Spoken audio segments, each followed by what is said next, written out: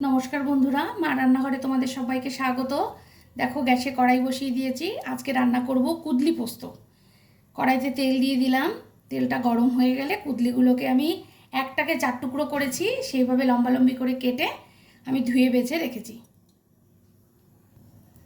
দেখো, আমি এইভাবে কুদলিগুলোকে কেটে নিয়েছি, একটাকে 4টে করেছি।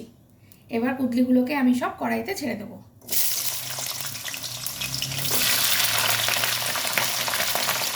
কুদলিগুলোকে ভালো করে ভেজে নেব। কুদলিগুলো আমার ভাজা ভাজা হয়ে গেছে। এর মধ্যে দিয়ে দেবো প্রয়োজন মতো নুন, অল্প দিয়ে দেবো হলুদ। পোস্ততে আমি হলুদ দেই না, তাও এখানে একটু হলুদ দিলাম।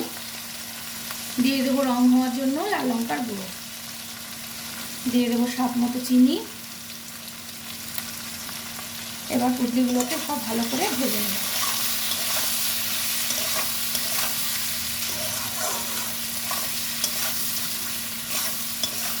সব মশলা দিয়ে কুদলিগুলোকে ভালো করে আরেকটু ভেজে নিতে হবে।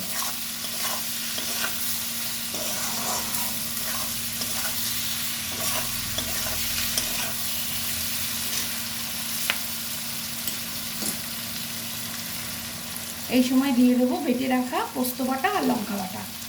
আমি এখানে পোস্ত আর লঙ্কা বেটে রেখেছিলাম, সেটা এখানে দিয়ে দিলাম। দিয়ে দেবো সামান্য একটু পাটা ধোয়া জল। এবার ভালো করে কুদলিগুলো পোস্ত দিয়ে ভাজা ভাজা করে নেব।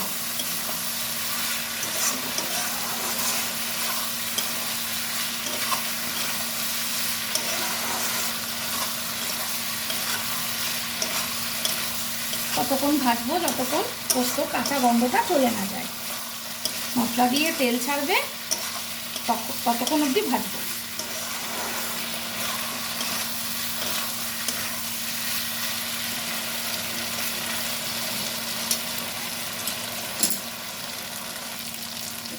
দেখো, মশলাটা কিন্তু একদম কষানো হয়ে গেছে।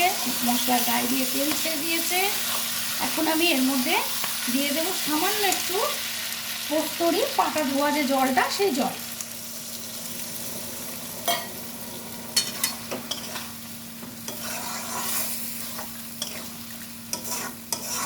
কড়াইয়ের গাটা এইভাবে কাচিয়ে নিতে হবে। এই পোস্ত, কুদলি পোস্ত কিন্তু শুকনো ভাতে রুটি দিয়ে খুব ভালো লাগে। শুকনো ভাতে তো বেশি ভালো লাগে।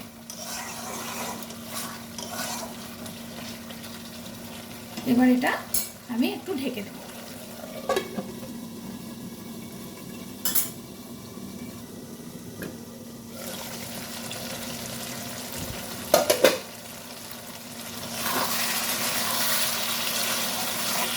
দেখো, কুদলি পোস্ত কিন্তু একদম রেডি।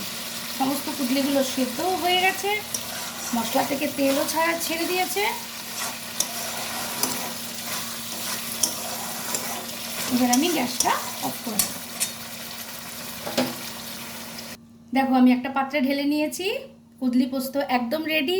রেসিপিটা যদি ভালো লাগে প্লিজ লাইক কমেন্ট করো, সাবস্ক্রাইব করে আমার পাশে থেকো। তোমরা ভালো থেকো, সুস্থ থেকো, টাটা।